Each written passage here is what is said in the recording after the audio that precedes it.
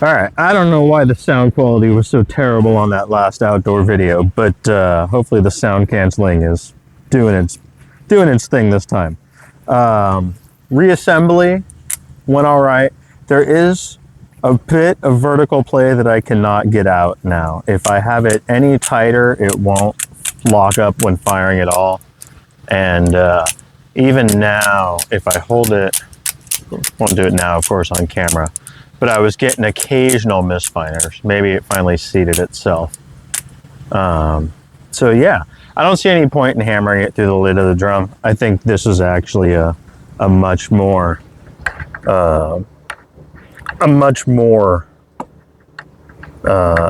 heavy test, because the drum, and once it punches through, it's just not really doing much. Whereas we're gonna treat this thing like a nail and see what happens.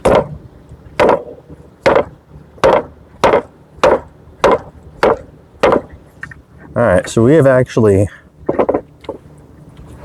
pinned these two together. We've split that one.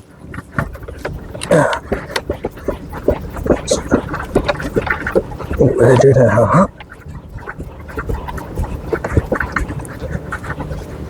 Come on. There we go. It's gonna.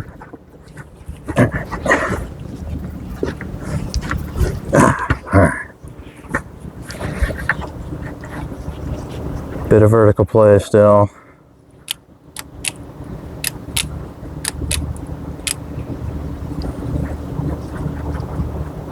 Seems like it might have a little more vertical play. Let's turn these away.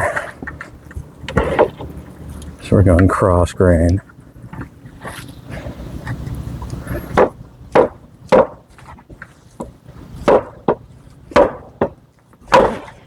Oh, we got a failure.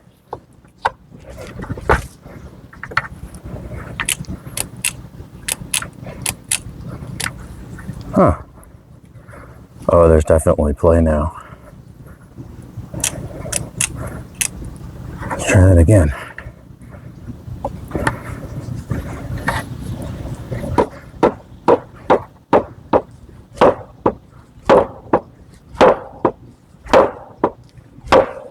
Huh.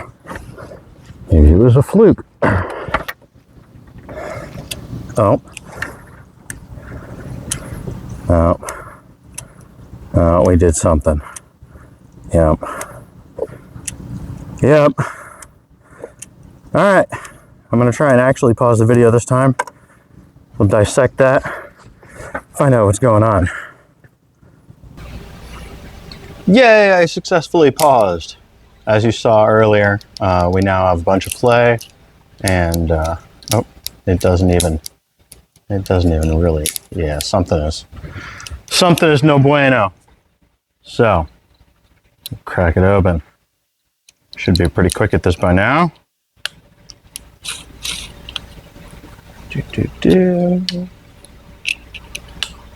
I'm very curious about what has gone amiss.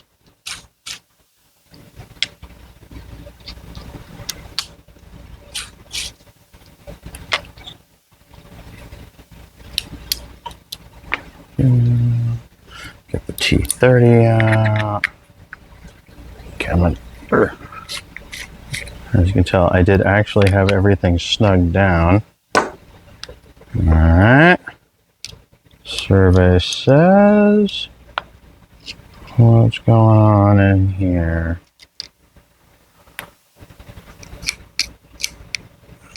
Oh, something is grindy. Alright. Right off the bat, there is, zoom in. I'll remember to zoom back out this time, I promise. Something has done something to that edge there. Big shiny spot right there. Let's take this the rest of the way apart.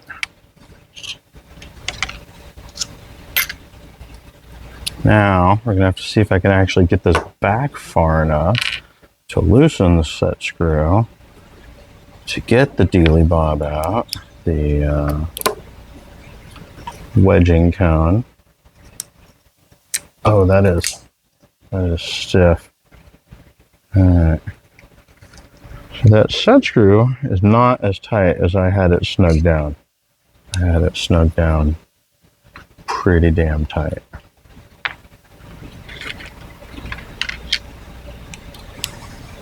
Now, take a disc out. Nothing super obvious. Same wear marks there.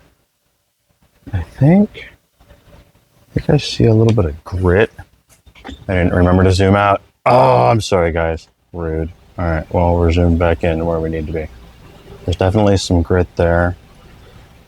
Let's see if we can... I don't know if the chassis is deformed. But definitely binding up. Wow, all the way out. What is...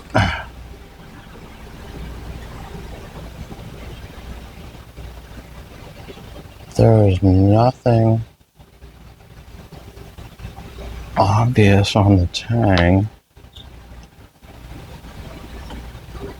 Oh, there's a... Oop. You get the light right. Focus. It looks like there's a big burr on the locking sear. Alright, let's zoom back out. I can see, yeah, what looks like a burr on the locking sear.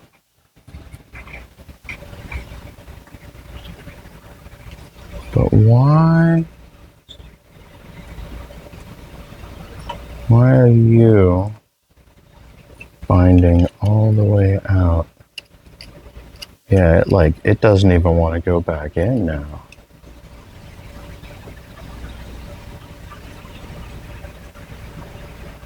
Alright, how big is our dent there? Yeah, there's a big old dent right there. Oh, yep. There you go. See that big dent? Big dent. Big ding in the chassis right there. But that's way behind. Like it starts to bind up as soon as you... Yeah. It's like this side of the frame is pinched. It does not want to go in. That's really interesting. Alright. This thing's pretty hosed. So I'm going to go ahead and see if I can lift that sear out to examine it without... I don't normally do this without having this in a plastic bag. I'm going to try and tease it out. Come on.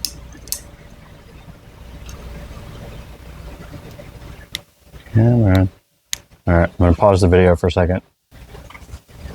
Alright, we're back. I don't have my good tweezers. I left them down in the basement when I was working on my lighter. So I'm using my Swiss Army tweezers to get this thing out.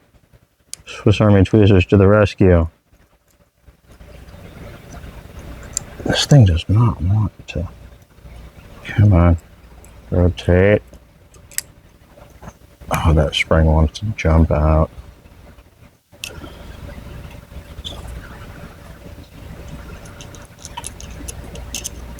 And I prematurely unpaused the... There we go. Alright, little fucker. Pardon my French. That spring seems heavier than they used to be. Oh, wow. There's massive deformation. Whoop. Massive deformation to the sear. Yeah. There's a big part of your problem. It doesn't explain why the chassis is twisted and bound up. But, yeah, that is definite deformation to the sear. That sear is junk. No bueno. Which is interesting because I gotta say it, the Sand Shark sear did not have any deformation. So I don't know if Tony runs them a little softer in the interest of toughness, or if this particular one is a bad batch. But yeah, that sear definitely deformed. There is no deformation that I can see on the tang. Well, I don't know. Does it fit in this side? Yeah, the tang fits fine on this side, and it's super tight on this side. So, yeah, there's definitely something going on with the chassis there. All right, we'll zoom back out here. Conclusions. It did not hold up. It did not hold up to gross abuse. It held up to heavy use, hand-powered heavy use. It did hold up. It did introduce an amount of blade play that could not be rectified. It was teeny, but there was a bit of vertical play that you could not dial out.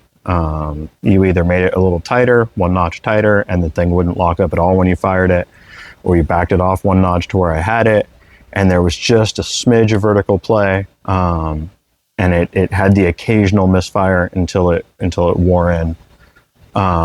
So even heavy use will probably deform the chassis enough where it wedges up that you won't be able to dial out the blade play.